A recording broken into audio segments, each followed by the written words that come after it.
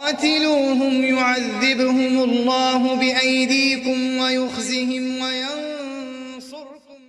السلام علیکم ناظرین، میں ہوں عدنان وڑیچ۔ پروگرام قرآن سے روحانی علاج میں ہم آپ کو خوش آمدید کہتے ہیں۔ آج ہمارے ساتھ اسلامی اسکالر قاری عبدالباسط سلفی صاحب موجود ہے۔ آج ہم ان سے پوچھیں گے کیا دشمن کی زبان بندی کا کوئی عمل ہے؟ السلام علیکم قاری صاحب۔ وعلیکم السلام ورحمۃ اللہ۔ جی قاری صاحب، الحمدللہ وقفا والصلاة والسلام علی رسول اللہ، اما بعد۔ جی عدنان بھائی، یہ بہت سارے سوال اس قسم کے آتے ہیں، اور یہ عام طور پر لوگ جو ہے وہ مریض فون کرتے ہیں اور یہ کہتے ہیں جی فلاں شخص ہمیں تنگ کرتا ہے یا فلاں کی وجہ سے ہم بہت تنگ ہیں، لہٰذا ہمیں کوئی زبان بندی کا عمل دیں۔ ہم دیکھیں گے کہ شریعت میں اس کی کیا حقیقت ہے، جی، اور اس کا کون سا عمل ہے یا کوئی ایسا عمل ہے تو اس کی کیا حقیقت ہے۔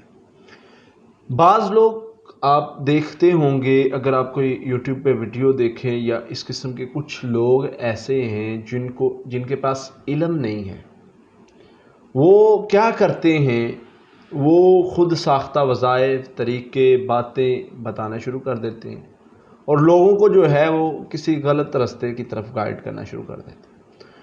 اچھا، شریعت ہمیں اس معاملے میں کیا رہنمائی دیتی ہے وہ ہم انشاءاللہ دیکھیں گے۔ اچھا، بعض لوگ تعویذ لیتے ہیں، اس پر تعویذ دیں جی۔ میں ایک دوست کے گھر گیا تو اس نے جو ہے نا وہ بیٹھنے والا جو ہوتا ہے نا صوفہ، جی، اس پر اس کے نیچے دیے ہوئے تعویذ، اچھا سیف کے نیچے دیے ہوئے۔ میں نے کہا یار یہ مجھے تعویذ لگ رہا ہے، یہ کس لیے؟ کہتا یہ نہیں تینوں پتا ہے، تم پھر دساں گا۔ میں نے کہا یہ نہیں یار بتا، یہ کیا کاغذ ہے، تعویذ ہے، کیا ہے یہ، مطلب کس لیے؟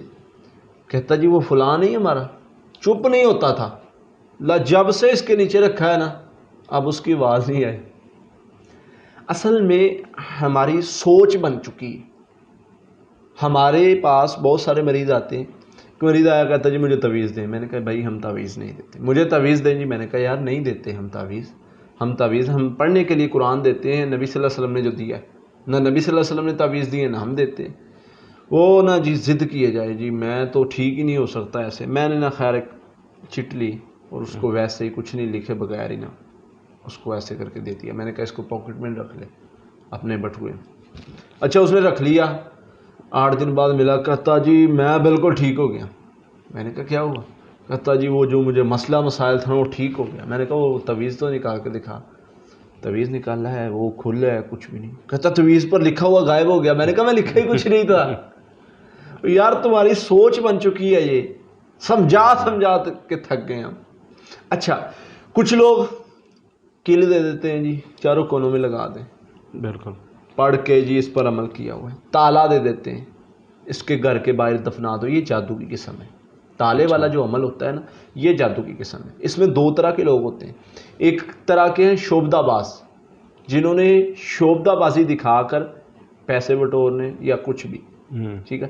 دوسری قسم ہے جادوگروں کی، جن کے پاس شیطانی عمل ہیں اور وہ شیطانی عمل کی کر کے جو ہیں وہ نقصان پہنچاتے ہیں یا کچھ بھی اس طرح کا کرتے ہیں۔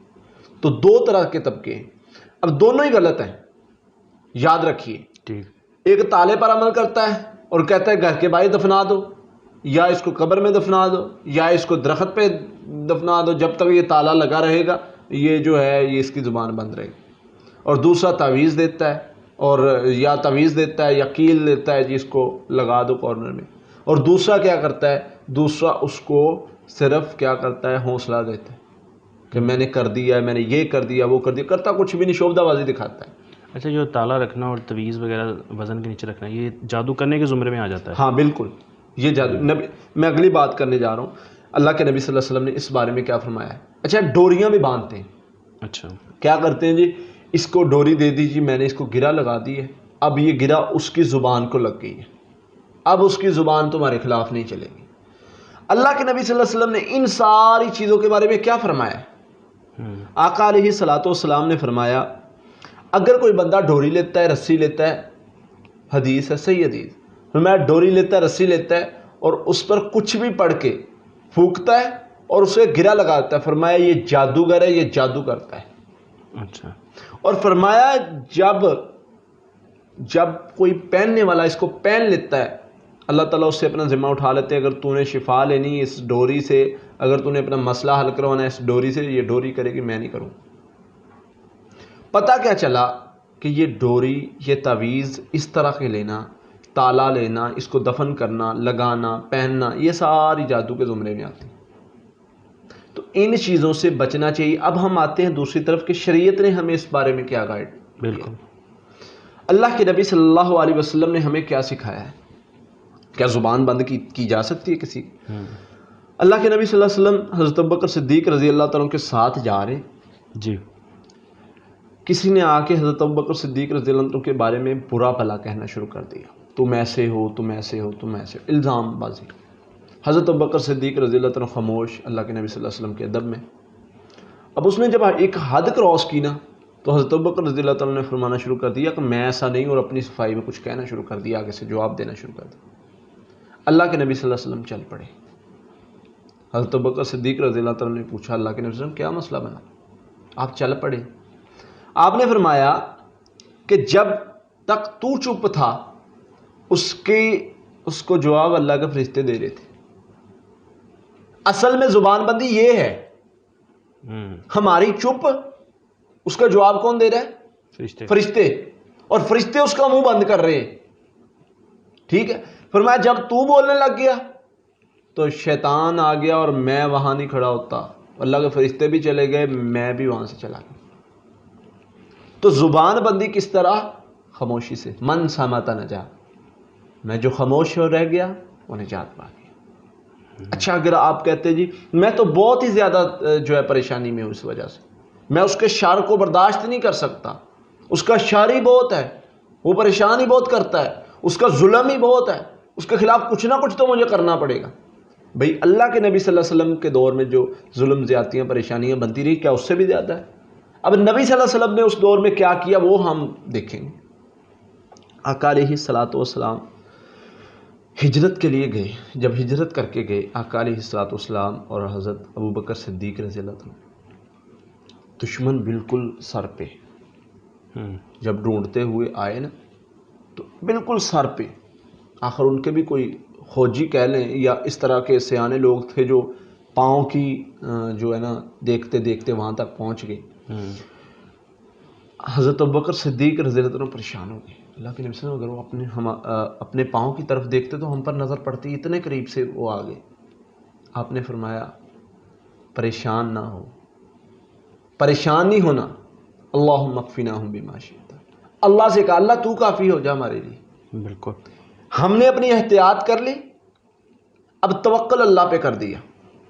اب جب پریشانی اس حد تک پہنچ جائے, اب حضرت ابوبکر صدیق وہاں سے, اللہ کے نبی صلی اللہ علیہ وسلم وہاں سے نکل کے گئے ہیں آگے پیچھے سے گھوڑ سوار جس کو انعام کا جو تھا لالچ تھا کہ میں انعام پاؤں گا, وہ بھاگ کر آیا اور نبی صلی اللہ علیہ وسلم کے قریب پہنچا. حضرت ابوبکر صدیق دیکھ کے حیران کہ وہ ہماری طرف آ رہا ہے.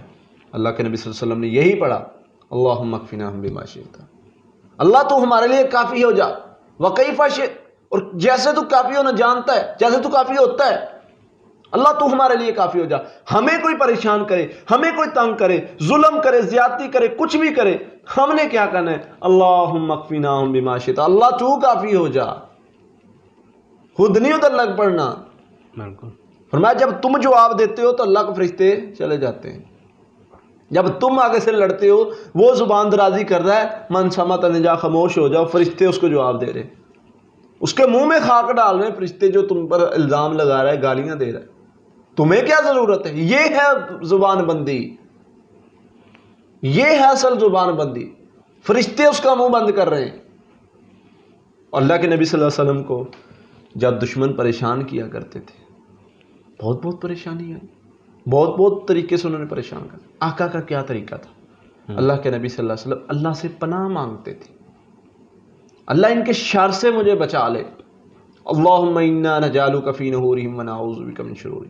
اگر آپ کسی سے اتنے ہی تنگ ہیں وہ عمل کریں جو شریعت نے بتایا ہے, اس طرف نہ جائیں کہ جو خود ساختہ ہیں, جو آپ کو جو ہے کسی دھوکے میں ڈال دیں, جو آپ کو جو ہے وہ کسی غلط کام میں ڈال دیں, اس طرف نہ جائیں. جو آپ کو جادو میں مبتلا کر دیں اس طرف نہ جائیں. وہ کام کرے جو اللہ کے نبی صلی اللہ علیہ وسلم نے بتایا ہے. اللہ کے نبی صلی اللہ علیہ وسلم نے کیا بتایا ہے؟ اللہ کے نبی صلی اللہ علیہ وسلم نے ہمیں سکھایا ہے کہ کوئی ایسا بندہ، کوئی ایسا مسئلہ بنے، پریشانی تکلیف ہے، اللہ سے رجوع کرو، اللہ سے پناہ مانگو. جی بالکل. پناہ کیسی؟ اللہم انا نجعلک فی نحورہم ونعوذ بک من شرورہم. اللہ میرا یہ جو دشمن ہے، میں تیری پناہ میں آ کے اس کے مقابلے میں تجھے لایا. اللہ تو جانتے یہ جان. بالکل. آسان لفظوں میں اس کا معنی یہ ہے کہ اللہ میں تیری پناہ میں آ گیا ہوں، اب اس کے مقابلے میں یہ مجھے گالیاں دیتا ہے، یہ مجھے پریشان کرتا ہے، یہ مجھے برا بھلا کہتا ہے، یہ مجھے نقصان پہنچاتا ہے، میں تجھے لے آیا ہوں اس کے مقابلے میں. جب بندہ اللہ کی پناہ میں آ جائے تو اس کو کسی کی ضرورت ہے نہیں ہے، پھر رب جانے اور وہ بندہ جانے. اس لیے نبی صلی اللہ علیہ وسلم نے فرمایا، اللہ تعالیٰ فرماتے ہیں میرا بندہ جب مجھ سے کچھ مانگتا ہے نا، میں اس کو عطا کرتا ہوں. وہ کسی مشکل سے نکلنے کا راستہ مانگتا ہے، میں مشکل سے نکالتا ہوں. اگر کسی چیز سے پناہ مانگتا ہے تو میں اس کو اس چیز سے محفوظ کر لیتا ہوں. اللہ تو یہ فرماتے ہیں. تو اس لیے اگر چاہتے ہو کہ اللہ تمہیں محفوظ کر لے تو یہ کام کرو، یہ عمل کرو. اللہ سے دعا کرو، اللہ سے پناہ مانگو. اللہم اکفناہم بما شئت، اللہم انا نجعلک فی نحورہم ونعوذ بک من شرورہم. اللہ تعالیٰ آپ کو دشمن کے شر سے محفوظ کر لے گا اور اللہ کی حفاظت اور مدد آئے گی اور آپ لوگ محفوظ ہو جائیں گے. بہت بہت شکریہ قاری صاحب. جی ناظرین، اگلے پروگرام میں اگلے سوال کے ساتھ آپ کے سامنے پھر حاضر ہوں گے. تب تک کے لیے اللہ حافظ. قاتلوهم يعذبهم الله بأيديكم ويخزهم